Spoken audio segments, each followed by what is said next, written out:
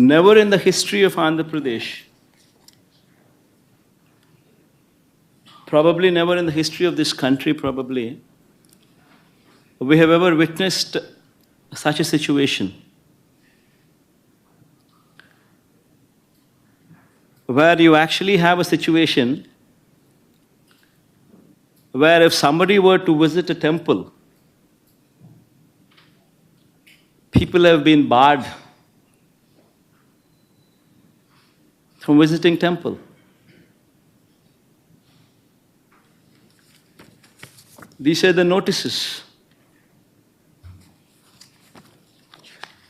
given to YSRCP cadre, MLAs, corporators, sarpanches, MPTCs, ZPTCs, this kind of cadre. These are the various notices.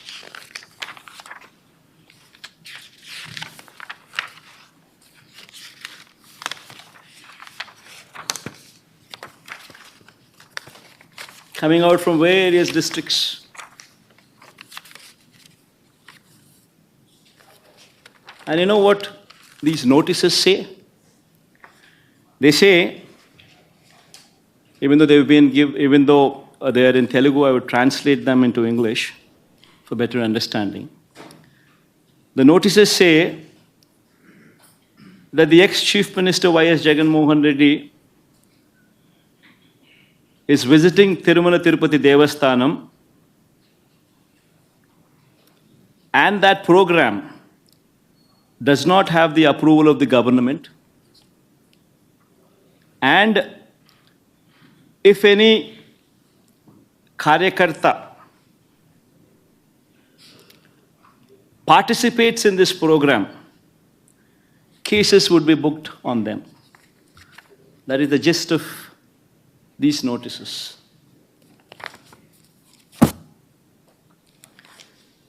And such kind of notices were given to the YSRCP cadre, MLAs, everybody, corporators, by cops.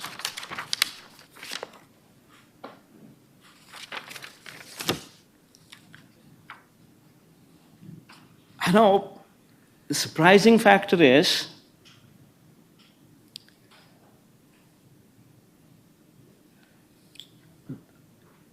an ex-chief minister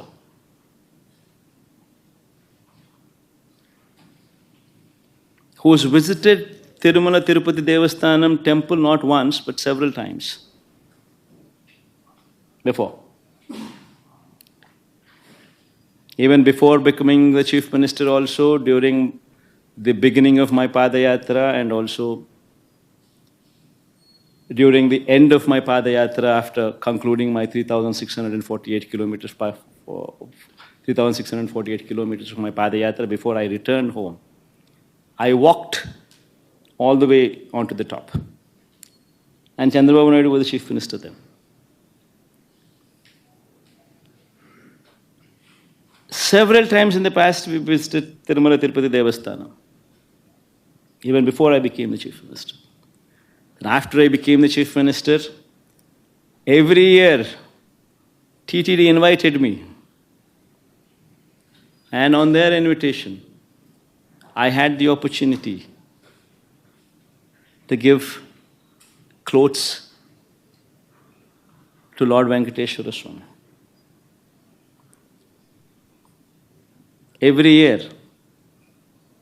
And today, to divert the topic from the deeds that have been committed, from the faults that have been committed by Chandrababu Naidu, they have brought up another topic onto the forefront, barring people from entering the temple.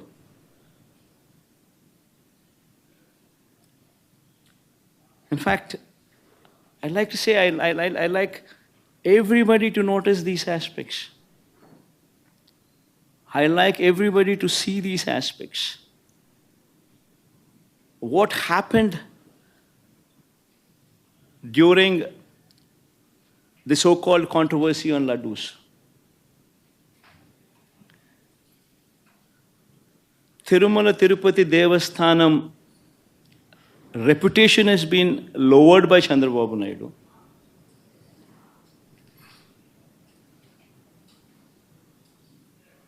The pride of our laddus was diminished by Chandrababu Naidu. He intentionally planted a seed of doubt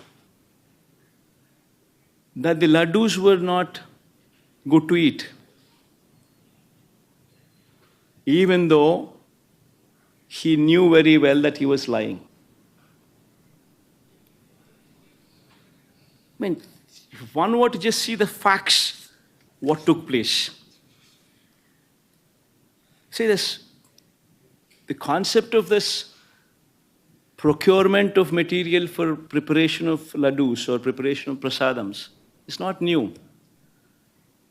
This has been going on for decades.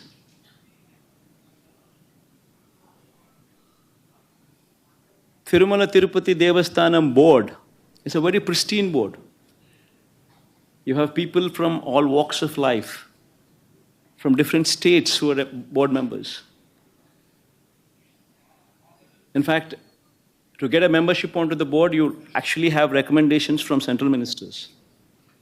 You have recommendations from the neighboring state chief ministers. Such is the esteemness of this board. Such is the pristine of this board. And these board members work there in a very transparent manner,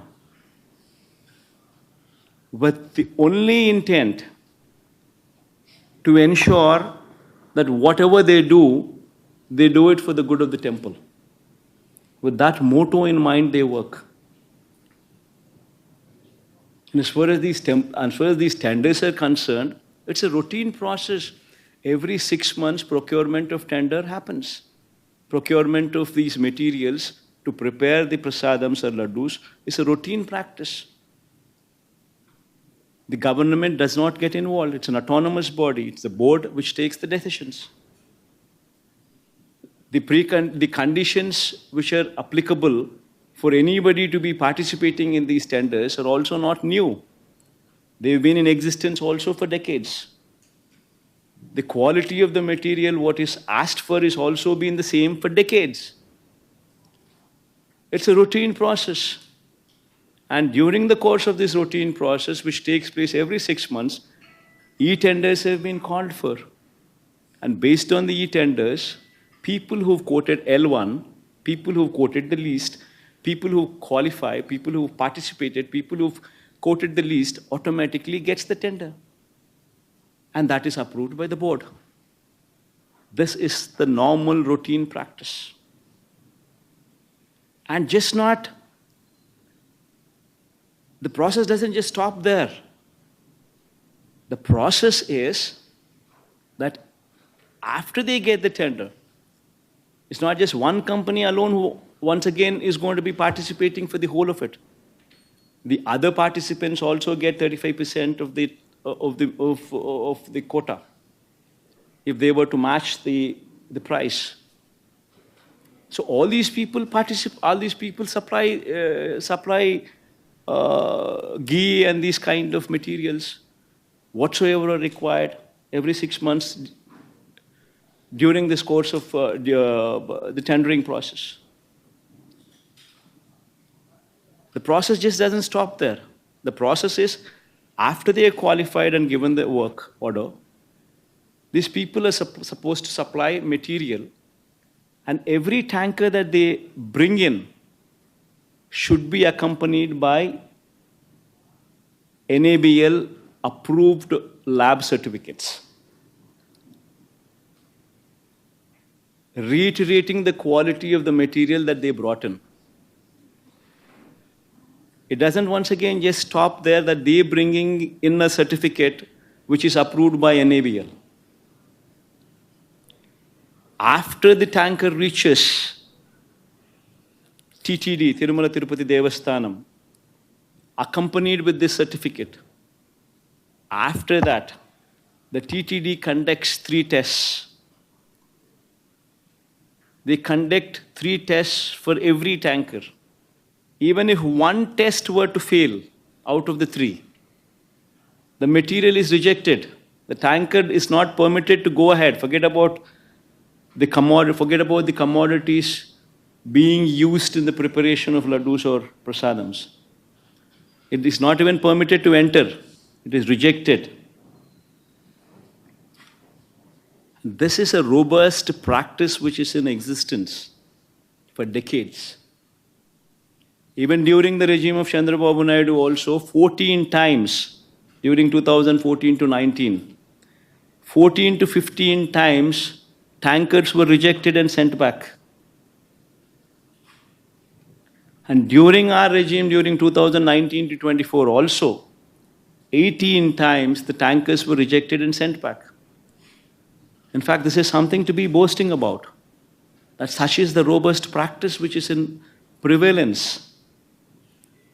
That even if somebody were to do some mischief, the tanker is not even permitted to enter the premises. It is rejected even before it goes that far. That is the practice in Tirumala Tirupati Devasthanam. Such is the robustness of the testing practice which is prevalent there. And we should be boasting about such practices. Rather than that, rather than boasting, what did Chandrababu Naidu do? What did this Chief Minister do? I will just play 3 clippings. What happened during the course, one should understand. 10 days have been called. 10 days, the material was supplied. On June 12th, the first material which is reached Tirupati was on June 12th. June 12th, by then Chief Minister, who was the Chief Minister by then? June 4th itself, the results came out. June 12th, it was Chandrababu Naidu's regime which was in prevalent. And the first container, the first tanker came on June 12th. June 12th, 21st, 25th, July 4th, whatever the tankers have come, they all passed through the tests. Good for everybody. They passed through all the 3 tests and then they were permitted to go in. Then again on July 6th and July 12th, 4 more tankers came in which did not pass the test conducted, which did not pass these 3 tests, which were 3 tests conducted on every tanker, and they were rejected. They were not permitted to go inside. While this is the reality of the case,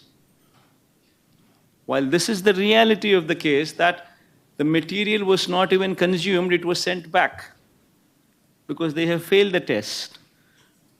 What did Chandrababu Naidu do?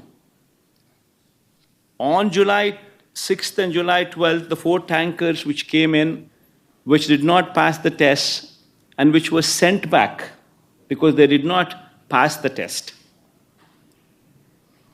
This was reiterated by the Tirupati EO, who is an IAS officer posted by Chandrababu Naidu himself in his regime. And what did he say? See, these reports, which were rejected in 3 tests, which were rejected because they did not pass these 3 tests, were sent to NDDB, Gujarat.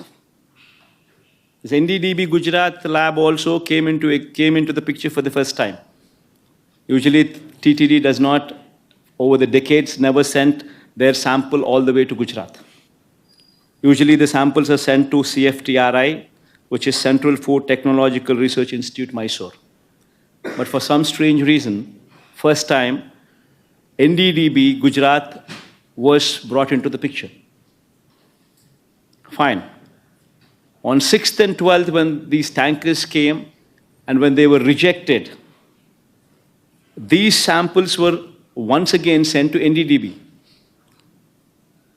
On July 17th, Then July 23rd and 17th, July 23rd, they also received the results. While the tankers were never permitted to go inside, they were rejected. Now, while this is the reality that the tankers were not permitted to go in, the tankers were rejected, and a show cause notice was issued to the supplier that these tankers have been rejected and sent back,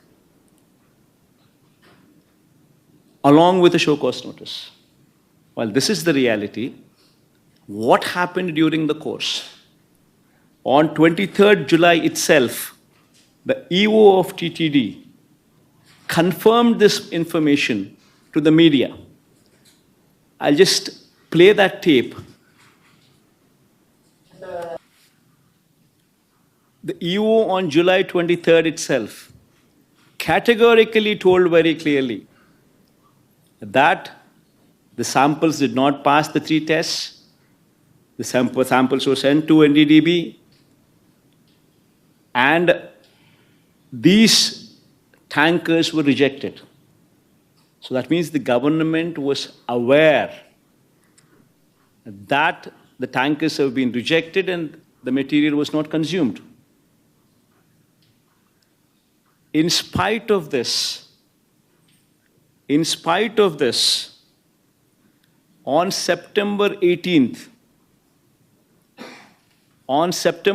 that is 2 months later,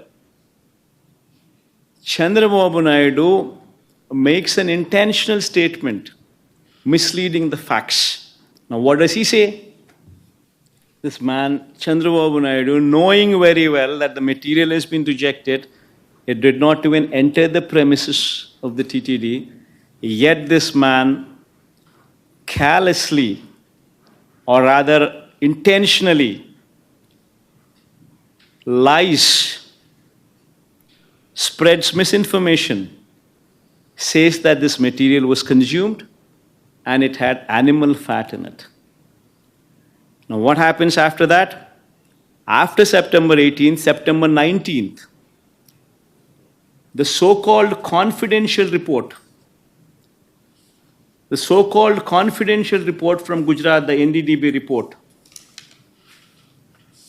the so-called confidential report from NDDB Gujarat is released from Telugu Desam Party office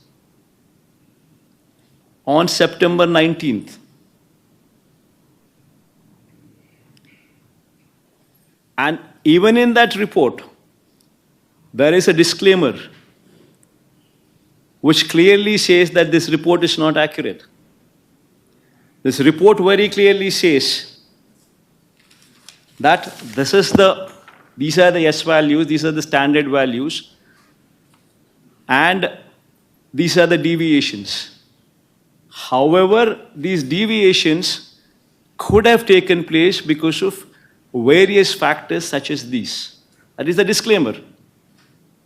And in these disclaimers, they very clearly say that if at all the cow's milk is obtained from an exceptionally high feeding of pure vegetable oils, such as repressed oil, cotton or palm oil, such deviation in S values could take place.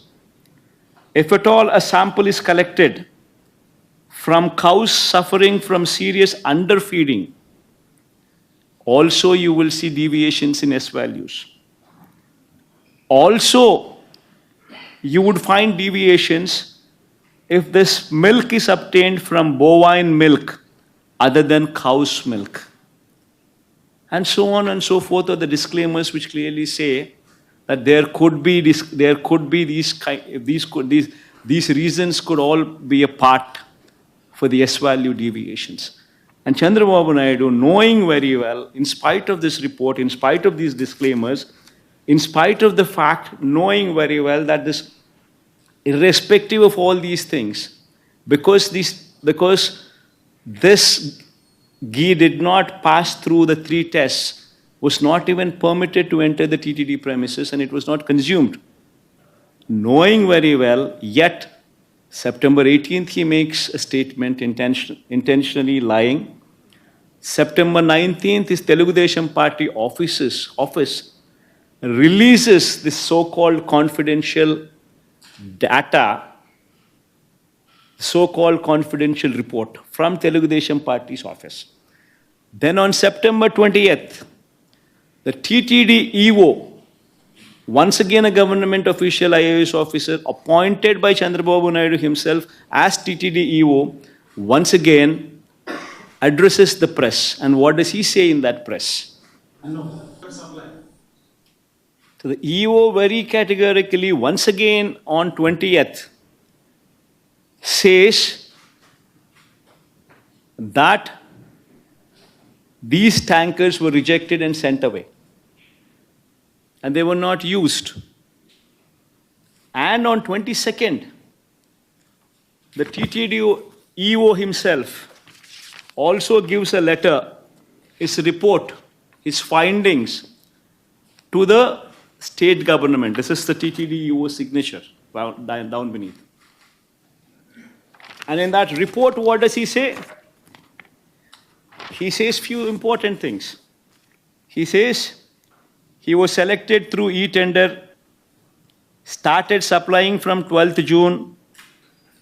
However, his 2 tankers on 6th July and 2 more tankers on 15th July were found to be of poor quality during physical verification. Accordingly, all the 4 samples were sent to NDDB lab, Anand, Gujarat, confidentially, I repeat this word confidentially for testing its quality.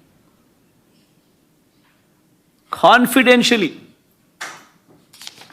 Then he further goes on to say, the adulterated cow ghee tanker supplied by the dairy was returned back and stopped further supplies. And a show cause notice was issued to them. So he once again reiterates his stand, reiterates and says the facts that these 4 tankers were rejected, they were not permitted to go inside, and they were not consumed. And yet, in spite of this, on September 22nd, once again, Chandrababu Naidu goes ahead and once again lies.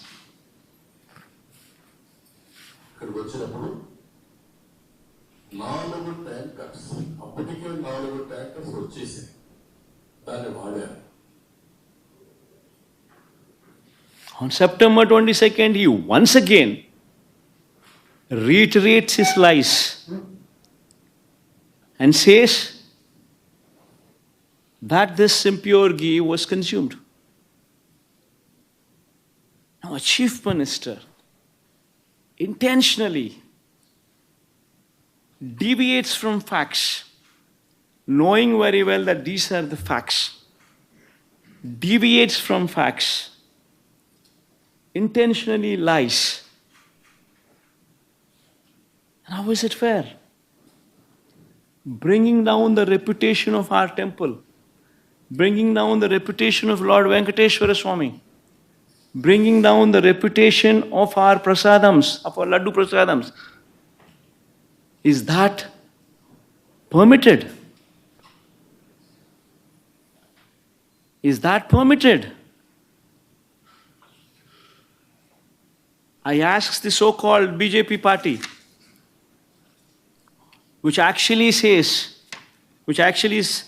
boasts themselves as representatives of Hindutva, as representatives of Hindu religion. I ask BJP one serious question. If you're sincere, if you're truly representatives of Hinduism, would you support this? A chief minister intentionally lying, bringing down the reputation of Lord Venkateshwara Swami, bringing down the reputation of Venkateshwara Swami's prasadams, intentionally for political gains. If someone, just because they are part of NDA, if they are at liberty to spread these kind of lies, and yet BJP aware of all these facts, knowing very well that these are the facts, how can the BJP support Such a person as Chandrababu Naidu without sending him to prison. If at all the Hindutva values they hold are dear and near and are sincere. If one intentionally brings down the reputation of the temple, how is it that the BJP is sitting silent? Worse, BJP joins the party bandwagon. BJP leaders from Hyderabad also come down to Tirupati. They once again try to deviate this topic from Laddu Prasadams to my declaration.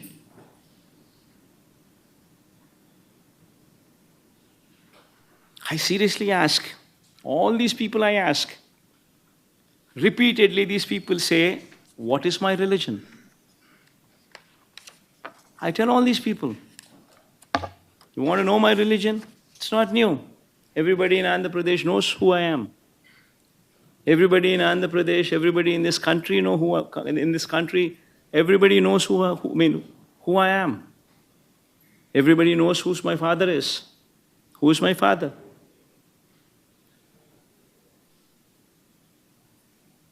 Everybody also knows how many times I've been to Tirumala Tirupati Devasthanam. My father gave, in every Brahmotsavallu, my father was blessed with the opportunity to present clothes to Lord Venkateshwara Swami, to the temple. 5 years in a row he was blessed with that opportunity. Even before I became the chief minister, several times I had visited Tirumala Tirupati Devasthanam. Even before I had started my Padayatra, I took Lord Venkateshwara Swami's blessings before I started my Padayatra also. And even after my Padayatra, the conclusion, I had actually walked all the way to the top of the mountain, taken his blessings before my Padayatra could conclude. And later I became the chief minister. And 5 years, every Brahmotsavallu, I was blessed with the opportunity to present the clothes. Why is it that my religion was not questioned then? Why is it that my declaration was not a question then? I accompanied the Prime Minister. I accompanied all these people. The President. I accompanied the Chief Justice. I accompanied the Prime Minister. Why was it not a question then? I ask one simple question to everybody. In fact, this is the Constitution of India. According to the preamble, India is a sovereign, socialist, secular, democratic republic. This is the Constitution. And I say, what kind of country are we living in? That a person visiting the temple needs to disclose his religion before he is permitted to enter the temple. What kind of secularism is this? What kind of a secular country are we living in? I ask everybody. And if somebody were to ask what my religion is, I once again reiterate to everybody. In between the four walls in my house, I read the Bible. But when I go out of the house, I am a Hindu, I am a Muslim, I am also a Sikh.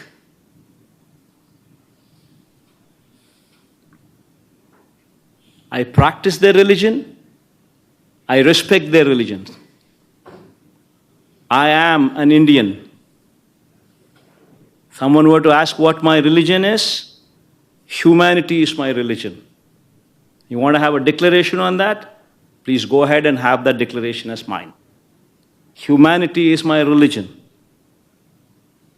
One should seriously start contemplating as to where they stand on secularism, what this country stands for.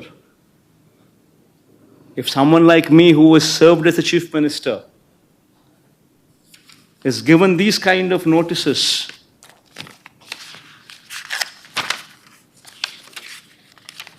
someone like me who's visited Tirupati not once, but at least 10 times before,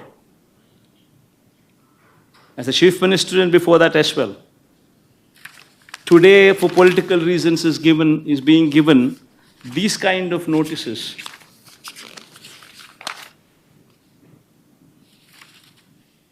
Barring somebody from entering the temple. Well, what about the poor? What about the Dalits? Can they enter these temples? What kind of a message are we sending? What is BJP doing about it? Is this what they stand for? Right in front of their eyes, glaring evidence of Chandrababu Naidu misusing his power, bringing down the reputation of our temple, bringing down the reputation of our prasadams, intentionally lying for political gains, and yet that person is permitted to go scot-free. BJP does not do anything about it, and yet they say they are representatives of Hindutva. Hindutva stands for humanity. This is the first thing what anybody should understand. I think I rest my case here.